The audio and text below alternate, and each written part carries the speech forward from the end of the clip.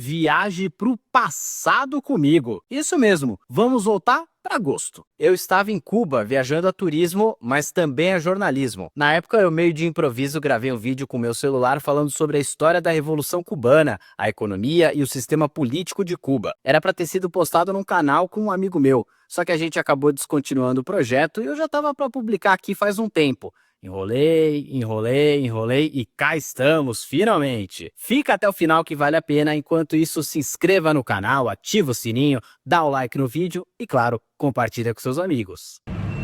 Atrás de mim o Capitólio de Cuba, aqui em Havana.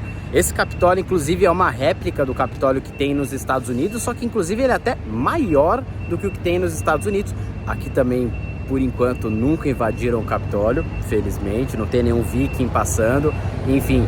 Mas essa réplica aconteceu muito porque Cuba primeiro foi uma colônia espanhola, naturalmente, tal. Então houve a colonização, a exploração, etc. E depois, com o fim da colonização, com a libertação, José Martí, aquela coisa toda, depois os Estados Unidos, pela proximidade aqui, dominavam a ilha. Tinha inclusive uma emenda na Constituição Americana, a emenda Platt, que basicamente existiam diversos territórios em que Cuba era mais para os americanos do que para o povo cubano em si. E aí isso foi um dos motivos que ansiou, né, que inspirou a Revolução Cubana. A Revolução Cubana, que no princípio nem foi uma revolução socialista, ela assume um caráter socialista depois que ela acontece, depois de anos de acontecer, 2 anos depois, mais ou menos. Ela tem primeiro um caráter mais nacionalista contra o Fulgêncio Batista, que na época era o presidente e ditador aqui em Cuba. E Fidel é o nome mais lembrado, tudo mais, mas claro que ele não é o único. Mas o Fidel organiza o assalto a Moncada, né? O quartel de Moncada. O quartel de Moncada, ele juntou ali, vamos colocar assim, na explicação simples, meia dúzia de gato pingado para... tá tendo um casamento ali, tá tendo coisa dos noivos. Meia dúzia de gato pingado para tomar o quartel do exército. Perderam, quase todos foram mortos, inclusive o Fidel não. O Fidel, ele era formado em direito, ele faz a própria defesa, e na defesa ele discursos longuíssimos, né, na defesa dele também, e ele solta a célebre frase, né, me condenem, a história me absolverá. Ele cumpre um tempo preso, mas depois ele vai para o exílio. No exílio, ele conhece um tal de Che Guevara, como vocês devem conhecer, o Che Guevara, que é argentino, não é cubano. Che Guevara, assim como o Fidel, da classe média também, não é que eram pobres, não, era uma classe média. E aí o Che, ele faz um mochilão com o Alberto Granado pela América do Sul. Ele era médico, ele passava e atendia em aldeias indígenas, comunidades pobres, por aí. Aí que ele dá o estalo ali do chá de revelação de consciência de classe. E aí ele conhece ideias marxistas e o Che se torna marxista. O Fidel não era marxista. Ele, inclusive, no começo era um crítico do marxismo. Mas aí o Fidel, o Che, o Raul Castro, irmão do Fidel, Camilo Cienfuegos, esses são alguns nomes mais conhecidos, mais importantes. Mas é claro que tem uma porrada de pessoas. Eles decidem voltar para Cuba, eles voltam no Grama, né, o navio, embarcaçãozinha, praticamente uma balsa, no Grama. E eles fazem a estratégia de guerrilha chamada de foquismo. Foquismo, o que é foquismo? Eles começam do interior, zonas rurais, e vão por focos, por meio de etapas, né, da guerrilha, por focos de guerrilha. Eles vão lá, conquista no sentido até de chamar mais pessoas para guerrilha, convocam camponeses, por aí vai. Só que existem várias publicações e artigos e estudos que já dão conta que, assim, o foquismo não foi a única coisa, né? Não é que Fidel e os seus amigos, com o dom da palavra, convenceram o país inteiro, ainda que seja um país pequeno, o país inteiro, a revolução deles, pegar em armas e pumba, derrubar o governo. É claro que não. Você já tinha muita insatisfação por aqui, mal comparando, sindicatos e greves acontecendo por toda a ilha, por aí vai. Então você tinha um anseio, você tinha uma facilidade maior, né, uma demanda por uma mudança, por uma revolução. E aí vão tomando Cuba, tomaram Cuba. E aqui vários pontos que antes eram do antigo governo se tornaram pontos históricos, o Museu da Revolução, por exemplo. O Capitólio não, o Capitólio continua sede, aqui não tá permitida a entrada, tem aqui essa barreirinha, né? Até tem coisas lá dentro, é pago, não é tão caro, mas acabei não indo. Mas então, e aí Cuba, a Revolução tem um caráter nacionalista, de derrubar o Fulgêncio Batista, que era o ditador, e Cuba para os cubanos, como se fosse, né? Então, só que o Fidel não se desalinha automaticamente com os Estados Unidos. Ainda leva um tempo para que isso acontecesse. Então, o que acontece, né? Os Estados Unidos no começo até, a Fulgêncio tá dando trabalho, beleza. Só que queria que mantivesse a emenda Platt aqui, e aqui assim, né? É uma coisa feia de falar, mas Cuba era um grande bordel americano. Máfia vinha aqui, cassinos, prostituição, nananana. E assim, existem várias fotos que falam, olha, Cuba antes da Revolução. Até são verdadeiras as fotos, só que bairros lindíssimos que o cubano não podia entrar, só o americano podia entrar. E o cubano era discriminado, além de tudo, né? Não era bem tratado pelo americano em Cuba. Então, aí Fidel negou isso, e aí a União Soviética falou, opa, isso na Guerra Fria, né? Vocês sabem, a União Soviética falou, opa, olha que beleza termos um alinhado na cara dos Estados Unidos ali, 90 quilômetros de mar praticamente, algumas milhas, uma centena de milhas no máximo de distância para ter Cuba, e aí a União Soviética oferece apoio. Nesse momento os Estados Unidos dobram a aposta na ideia do embargo, do bloqueio econômico aqui, tentando sufocar economicamente a ilha. O que acontece? O sufocamento, até, claro, traz um impacto ali a princípio, só que a União Soviética provia muita coisa também. A União Soviética comprava a cana-de-açúcar cubana muito mais caro do que o preço do mercado. Cuba era praticamente uma monocultura de cana-de-açúcar, então você tem um momento ali de... Você tem uma configuração que, inclusive, mal comparando, lembra até o Brasil, com a diferença que o Brasil é muito grande, mas o Brasil também tinha monocultura, grande latifúndios, monoculturas, e baixa variedade de alimentação, por exemplo. E aí a União Soviética compra cana-de-açúcar mais cara e vende petróleo mais barato, além de manter essa parceria. Nessa época, ali nesses anos 70 principalmente, foi a época de maior prosperidade da ilha nesse sentido. A libreta é uma...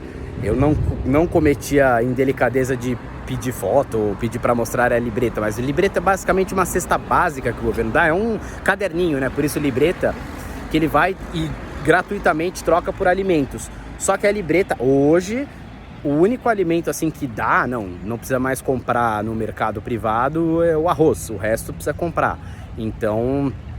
Mas na época, na libreta, pra vocês terem ideia, no auge da União Soviética e tudo mais, tinha charuto cubano, ok, que era de Cuba, mas tinha sorvete que vinha da Rússia. Então, assim, para além do básico, tinha até o supérfluo, vamos dizer assim, né?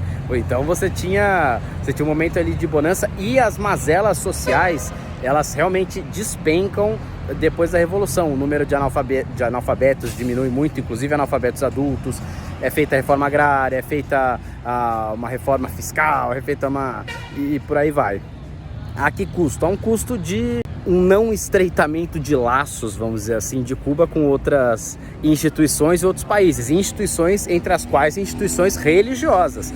Por exemplo, a Igreja Católica. Houve uma certa perseguição aqui, certo? A religião não foi proibida, mas era mal visto. Algumas profissões, por exemplo, a gente estava numa casa em Varadeiro, numa casa de família, e a dona da casa nos contou, ela queria ser jornalista, como eu, inclusive, só que ela não pôde fazer faculdade de jornalismo, que para entrar na faculdade de jornalismo, ela tinha boas notas, tudo, mas ela tinha o hábito de ir na missa com o pai dela.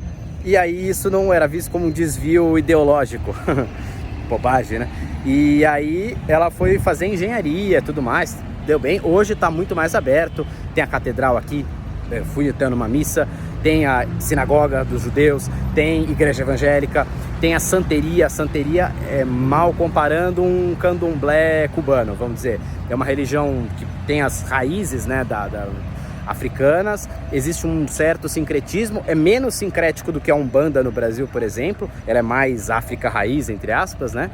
E você tem a maçonaria, sempre muito atuante em Cuba, tem a loja maçônica por aqui, em Havana, em Varadeiro, Matanzas, eu não entrei, né, claro, mas eu vi de longe, por aí vai. Acontece que, anos 90, resumão aqui, tá, gente? Em Capitólio, eu adorei esse Capitólio. imponente demais. Resumão, né, da história.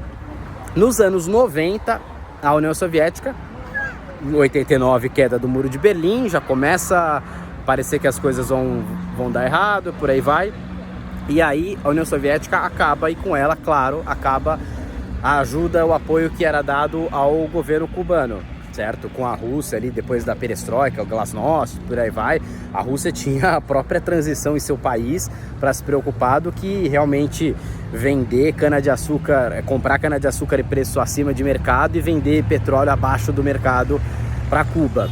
E o que acontece? Voltando um pouco para trás para fazer coesão do porquê, além de tudo, foi muito difícil para Cuba o fim da União Soviética. Uma das condições para esse alinhamento com a União Soviética não era apenas um alinhamento ideológico, era um alinhamento econômico também. Cuba não desenvolveria a sua própria indústria. Então a parte industrial de Cuba aqui é fraca, e era fraca. Então Cuba ficou muito dependente da União Soviética. E assim, agora engenheiro de obra pronta, talvez seja fácil falar que tenha sido um erro, né? Isso inclusive foi uma das divergências de Fidel e Che. Che achava que sim, o Che tinha uma desconfiança enorme dos russos, porque ele foi para a União Soviética. E na biografia dele, em diversos relatos do Che, puto com o partido bolchevique, com os russos soviéticos, que ele falava, caramba, eles querem viver como povo, mas a cúpula do partido tem privilégios, é como se fosse uma casta e tudo mais. E o Che, essa crítica não pode ser feita a ele, pode ser feita a outras, mas essa crítica não pode ser feita a ele porque ele morava aqui numa casa simples, uma casa boa, é visitável, a gente vai colocar no vídeo aqui e tudo mais. É uma casa boa, certo? Mas não era uma mansão nem nada do tipo. E o Che, ele tinha a ideia de que o homem socialista teria que ser um novo homem, como se essa troca de sistema político ensejasse, criasse um homem diferente, que não fosse egoísta como o homem capitalista, né, na visão dele, ou coisa do tipo. Seria um homem novo. E ele, nessa ideia do homem novo, ele fazia trabalhos voluntários, inclusive para incentivar o trabalho voluntário na época, de construção civil, de cortar cana, o cara era pau para toda obra. Então esse ponto. E o Che, depois de algumas discordâncias, ele vai primeiro pro Congo tentar fazer guerrilha no Congo, né, e uma revolução socialista no Congo, e depois para Bolívia. Na Bolívia ele é capturado e morto. E aí foi uma grande baixa para Cuba também, principalmente simbólica, né? O Che, que foi presidente do Banco Central, trabalhou na indústria aqui, então ele é um cara muito respeitado. Alguns respeitam tanto quanto o Fidel, inclusive. Ele é um cara, ele foi importante, e ele nem era cubano, né? Então ele acabou sendo cubano por tabela. Olha o doguinho aqui. Tem um doguinho aqui. Ih, se assustou. E aí, então, nos anos 90 tem o chamado período especial. Em 3 anos, 30% de queda no PIB cubano. Foi duro. Foi um momento ali de maior dificuldade, né, para o regime. Em alguma medida, o regime primeiro se fecha e depois o regime se abre, no sentido de recrudesceu e endureceu, e depois viu que não seria suficiente apenas para manter coesão nacional você manter pela força, pela porrada. Então, foi tendo algumas concessões econômicas e por aí vai. Cuba segue sendo um país socialista. Não há perspectiva num horizonte próximo de que se torne capitalista ou deixe de ser socialista e tudo mais. É um regime político de voto indireto. As pessoas elegem como se fosse... eu vou traduzir assim, tipo, para facilitar a compreensão, tá?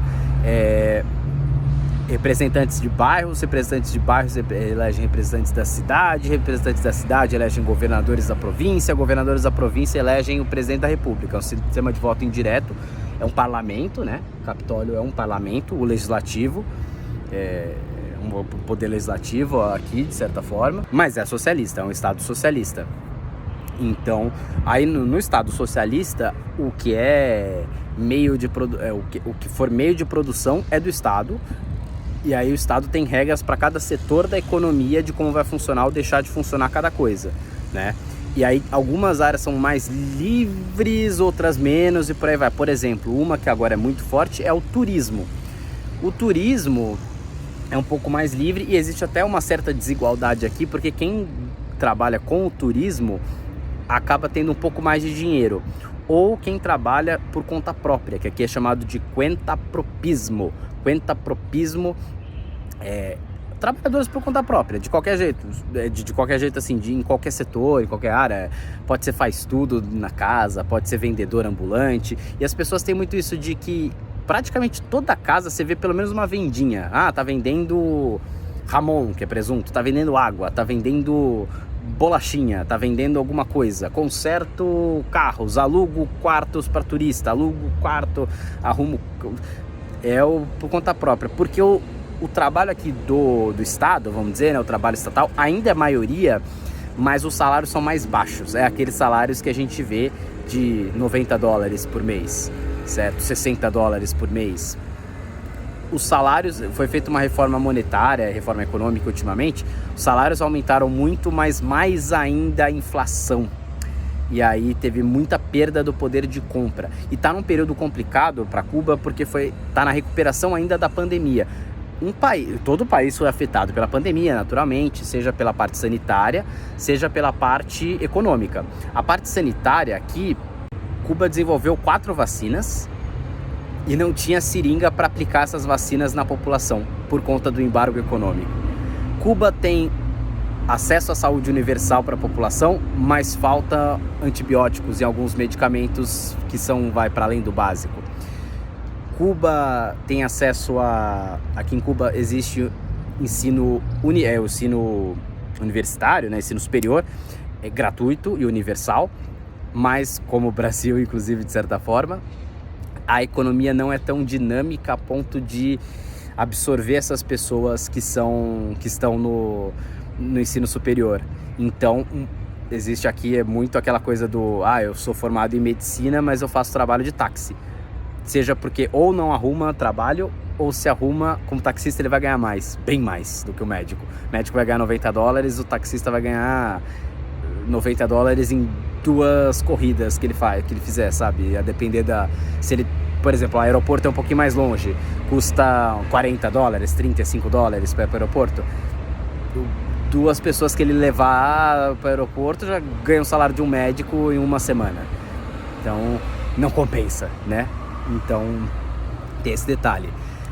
E aí, então, Cuba sofreu muito sanitariamente e sofreu também economicamente. Um país que depende tanto do turismo teve que fechar suas portas para os turistas, e depois reabriu agora. Mas ainda o que todo mundo fala aqui é que ainda não recuperou completamente, né? E mesmo porque vir para Cuba não é recomenda vir para Cuba? Recomendo, mas não é uma viagem para todo mundo. É uma viagem que talvez não seja a mais confortável do mundo. Certamente não é a mais luxuosa do mundo.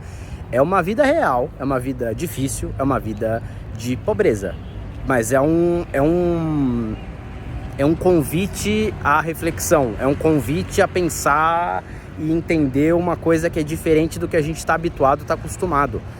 E o diferente, às vezes não é melhor, às vezes não é pior, às vezes é diferente, pura e simplesmente. Então, muitas pessoas me perguntaram, né, por que Cuba? A minha resposta automática era, por que não Cuba? Só que eu complexifiquei ainda mais, né, essa resposta. Eu acho que Cuba ainda é um polo de resistência, é um polo de alternativa, e que hoje é um polo de alternativa, inclusive, que não seja uma alternativa aos Estados Unidos, que seja pior do que os Estados Unidos, como a gente pode entender que seja a Rússia, do Putin, ou que seja o Irã, dos ayatolás, certo? É uma alternativa para muitos, e talvez se modifique, talvez existam diferenças, concessões a serem feitas, muitas coisas, mas é um país que ainda guarda o século passado, como uma viagem no tempo, mas não num sentido ruim, não num sentido de atraso, mas é num sentido de perspectiva, de um sentido de história. Então, isso, eu não sei se eles estão me chamando, então isso faz valer a pena. É um último resquício de uma Guerra Fria, que a Guerra Fria talvez tenha acabado, mas talvez esse acabar da Guerra Fria não seja para um momento de fim da história, como sugeriu Fukuyama, e sim o fim da Guerra Fria talvez seja, as tensões continuam, as não resoluções continuam, mas elas se modificam para em outros polos, em outras frentes, de outras maneiras. Então é isso. Vocês viram que tava o calor do cão lá, né? Cuba é um país muito bonito, é uma história rica e complexa.